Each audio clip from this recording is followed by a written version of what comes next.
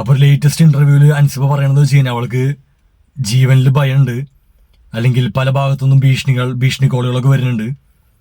അപ്പൊ അതിൽ കാര്യം എന്ന് വെച്ച് കഴിഞ്ഞാൽ അത് ഡെഫിനറ്റ്ലി എല്ലാവരും എക്സ്പെക്ട് ചെയ്ത സംഭവം തന്നെ. കാരണം എന്ന് വെച്ച് കഴിഞ്ഞാൽ അവളിപ്പോ മുന്നോട്ട് പോകുന്ന ഒരു റൂട്ട്, അല്ലെങ്കിൽ അവള് ആരോപണങ്ങൾ ഉന്നയിക്കുന്നത് ചെറിയ സ്രാവുകളുടെ അടുത്തേക്കല്ല. പറഞ്ഞ മനസ്സിലായ ലക്ഷ്മിപ്രിയ, ടിനി ടോം, ശ്വേത മേനോൻ, ഇവരൊക്കെ എന്ന് വെച്ച് കഴിഞ്ഞാൽ ഫിനാൻഷ്യലിയും പൊളിറ്റിക്കലും അല്ലെങ്കിൽ കണക്ഷൻസ് വെച്ച് നോക്കുമ്പോഴും അൻസിബിനേക്കാൾ ഒരുപാട് പടി മുകളിലുള്ള ആൾക്കാരെ. പറഞ്ഞ മനസ്സിലായ ഇപ്പൊ ലക്ഷ്മിപ്രിയനെ എടുത്തു കഴിഞ്ഞാൽ ആള് കഴിഞ്ഞ ഇലക്ഷന് BJP സ്ഥാനാർത്ഥിയായിരുന്നു.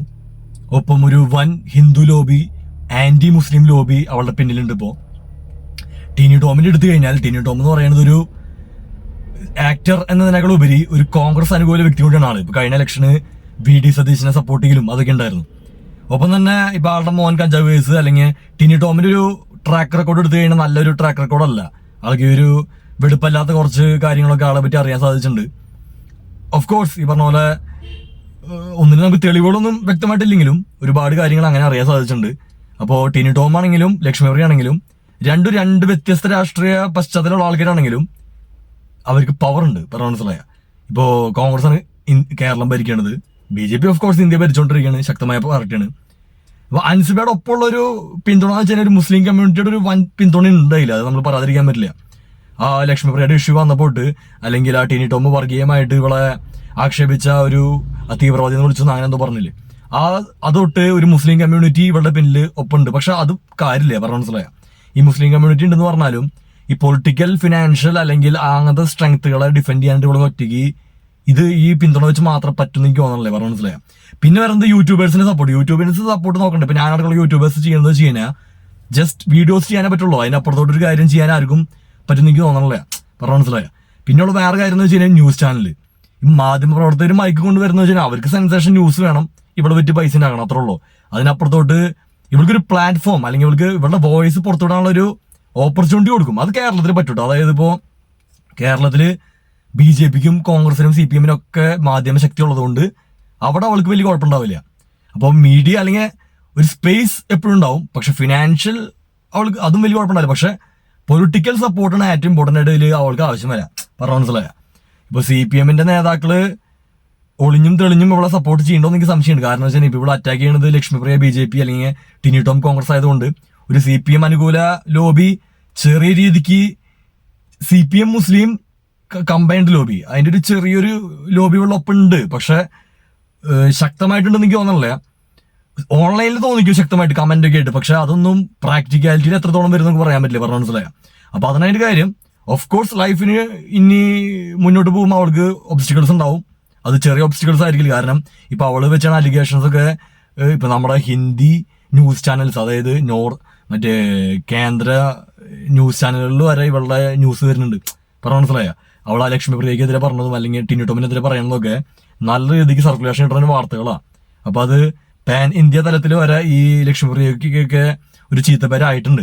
അപ്പോ ഇങ്ങനൊരു ചീത്തപ്പേര് വരുമ്പോൾ ഇവരൊന്നും അടങ്ങിയിരിക്കുന്നു എനിക്ക് തോന്നണല്ലേ. പറഞ്ഞ മനസ്സിലായ അപ്പൊ വരും ദിവസങ്ങളിൽ അൻസിബയ്ക്ക് കുറെ വള്ളികൾ വരും. പിന്നെ അതുപോലെ അൻസിബ ശ്രദ്ധിക്കേണ്ട കാര്യം എന്ന് വെച്ച് കഴിഞ്ഞാൽ ഓരോ വാക്കുകളും ശ്രദ്ധിച്ച് പറയാ, അറിയാത്തതോ അല്ലെങ്കിൽ പൂർണ്ണമായ ബോധ്യമില്ലാത്ത കാര്യങ്ങൾ സംസാരിക്കേണ്ടിരിക്കുക. കാരണം ഇപ്പോൾ ഒരാളെ പറ്റി നമ്മൾ അലിഗേഷൻസ് പറയുമ്പോൾ വ്യക്തമായ തെളിവുകളില്ലെങ്കിൽ അല്ലെങ്കിൽ കുറച്ചിങ്ങനെ തെളിവുകളില്ലെങ്കിൽ അതിൽ മിണ്ടാണ്ടിരിക്കുക. വെറുതെ ഇല്ലാത്ത കാര്യങ്ങൾ പറഞ്ഞാൽ അത് നാളെ എതിർകക്ഷി നമുക്കെതിരുള്ള ആയുധമാക്കി മാറ്റും. പറഞ്ഞ മനസ്സിലായ അപ്പോ അൻസിബ എന്നല്ല ഞാനാണെങ്കിൽ ഇതുപോലെ ഫിനാൻഷ്യലി അല്ലെങ്കിൽ പൊളിറ്റിക്കലി അല്ലെങ്കിൽ കണക്ഷൻസ് വൈസ് സ്ട്രെങ്ത് ഉള്ള ആൾക്കാർക്ക് എതിരെ എന്തെങ്കിലും സംസാരിക്കുമ്പോൾ ആദ്യം ശ്രദ്ധിക്കേണ്ട ഒരു കാര്യം എന്ന് വെച്ച് കഴിഞ്ഞാൽ നമുക്ക് അവരുടെ അത്ര ശക്തി ഇല്ലെങ്കിലും ഒപ്പം നമ്മൾ തകർന്നു പോവാതിരിക്കാനുള്ള ഒരു ബാക്കപ്പ് പ്ലാൻ എപ്പോഴും ഉണ്ടാവണം. അത് ഫിനാൻഷ്യലി അല്ലെങ്കിലും പൊളിറ്റിക്കൽ വൈസെങ്കിലും ഒരു സപ്പോർട്ട് സിസ്റ്റം ഗെയിൻ ചെയ്യാൻ ശ്രമിക്കുക. പറഞ്ഞ മനസ്സിലായ അത് സോഷ്യൽ മീഡിയ വൈസ് അല്ല, ഇൻ പേഴ്സൺ. അതായത് സോഷ്യൽ മീഡിയയിലുള്ള കണക്ഷൻസ് എന്ന് പറഞ്ഞാൽ അത്രയ്ക്കും ലാസ്റ്റ് ചെയ്യുന്ന എനിക്ക് തോന്നുന്നില്ല. അത് ഈ ഒരു ഒഴുക്ക് അനുസരിച്ച് ഇപ്പോൾ 4 ആൾക്കാർ അൻസിബിനെ പറ്റി ഒരു കൺവിൻസിംഗ് ആയിട്ട് ഒരു വീഡിയോ ചെയ്ത് കഴിഞ്ഞാൽ ചിലപ്പോൾ അവളെ വെറുക്കുന്ന ആൾക്കാർ പറയാൻ പറ്റില്ല. മുസ്ലിം കമ്മ്യൂണിറ്റി അപ്പോഴും നിൽക്കും, അത് മതം വെച്ച് നോക്കുമ്പോ. അതിനപ്പുറത്തോട്ട് നമ്മളൊരു in person contact, genuine contacts keep ചെയ്ത് കഴിഞ്ഞാൽ അതിനോടും നല്ലതായിരിക്കും. അത് എല്ലാവർക്കും ഒരു പാടായിരിക്കട്ടെ. ഇപ്പൊ നമുക്ക് പേഴ്സണലി ഫിനാൻഷ്യലി പൊളിറ്റിക്കലി അല്ലെങ്കിൽ അല്ലാത്ത കണക്ഷൻസ് ഇല്ലെങ്കിൽ എങ്ങനെയെങ്കിലും കണക്ഷൻസ് ബിൽഡ് വളരെ ശക്തമായിട്ടുള്ള കണക്ഷൻസ് ഇല്ലെങ്കിലും ഒരു ബേസിക് കണക്ഷൻസ് കീപ്പ് ചെയ്തിട്ട് വേണം നമ്മൾ ചില കാര്യങ്ങൾക്ക് ഇറങ്ങിത്തിരിക്കാൻ പറഞ്ഞ മനസ്സിലായ. മാധ്യമ സപ്പോർട്ട് നല്ലത് തന്നെ, അതായത് നമുക്കൊരു സ്പേസ് കിട്ടാന്ന് പറയുന്നത് തന്നെ ഒരു നമ്മുടെ വാക്കുകളുടെ ശക്തി എന്ന് പറഞ്ഞത് വലിയ ശക്തി തന്നെയാണ്. അതിപ്പോ അനുസരിക്കുന്നുണ്ട് ഈ പറഞ്ഞ പോലെ എല്ലാ മാധ്യമങ്ങളിലും, അത് എസ്പെഷ്യലി റിപ്പോർട്ടറിൽ, പിന്നെ മനോരമ, അല്ലെങ്കിൽ അങ്ങനത്തെ വലിയ മാധ്യമങ്ങൾക്ക് സപ്പോർട്ട് അവൾക്ക് ഉണ്ട്. ഒപ്പം തന്നെ ഇൻ പേഴ്സൺ കോൺടാക്ട്സും കൂടി കീപ്പ് ചെയ്ത് കഴിഞ്ഞിട്ട് നല്ലതായിരിക്കും ഉണ്ടെന്ന് തോന്നുന്നു എനിക്ക്. പറഞ്ഞ പോലെ നമ്മള് പ്രത്യക്ഷത്തിൽ അവളൊരു വിക്റ്റിമായിട്ട് അഭിനയിക്കുന്നതായിരിക്കും ഈ സിമ്പതി ആൾക്കാരെ പിടിച്ചു പറ്റാനായിട്ട് പറഞ്ഞ മനസ്സിലായ. പിന്നെ ഇതിൽ അൻസിബിക്ക് എന്തെങ്കിലും ഇങ്ങനത്തെ പോരാട്ടത്തോട്ട് ഉപകാരം എന്ന് വെച്ച് കഴിഞ്ഞാൽ നല്ല ഉപകാരം ഉണ്ട്. അതിപ്പോ നമ്മൾ ആ സൈഡ് കൊണ്ട് പറയണം. ഇപ്പൊ ഇതോടുകൂടി അൻസിബയുടെ ഒരു ഇമേജ് തന്നെ മാറി. ഇനിയിപ്പോൾ അവൾക്ക് ഭാവിയിൽ സിനിമകൾ കിട്ടും, അല്ലെങ്കിൽ അതായത് ഇനിയിപ്പോൾ അവൾക്ക് എന്താ പറയാ, ഇനി അങ്ങോട്ട് ജീവിതം റിസ്ക് ഓഫ് കോഴ്സ് ഒരു സൈഡിലോട്ട് ഉണ്ടെങ്കിലും ഒരു സൈഡിൽ വളരെ നല്ലൊരു ബ്രൈറ്റ് ഫ്യൂച്ചറിനുള്ള ചാൻസ് ഉണ്ട്. ഒന്നാമത് ചെറുപ്പം അവൾക്ക് 34 വയസ്സുള്ളൂ. അത് മാത്രമല്ല അവളുടെ പാസ്റ്റ് എടുത്ത് നോക്കിയാൽ ദൃശ്യം അല്ലാണ്ട് വേറെ നല്ല സിനിമ ഉണ്ടോ എന്ന് എനിക്കറിയില്ല. ഇപ്പൊ ഞാൻ കഴിഞ്ഞൊരു വീഡിയോ ചെയ്തപ്പോൾ അതിൻ്റെ അടിയിൽ ആൾക്കാർ പറഞ്ഞു അവള് മറ്റേ ലോ ക്ലാസ് ആക്ട്രസ് എന്നല്ല അവളെ നല്ല സിനിമയ്ക്കെന്ന് പറയുന്നത്. ഞാൻ കണ്ടിട്ടില്ല. ഞാൻ കണ്ടത് അവളുടെ 1-2 ലോ ക്ലാസ് വേഷങ്ങളൊക്കെ ഞാൻ കണ്ടിട്ടുള്ളൂ. ഞാൻ പറയാം ഓരോ ഫോട്ടോസിലൊക്കെ കണ്ടിട്ടുണ്ട്, അല്ലാണ്ട് എനിക്കറിയില്ല.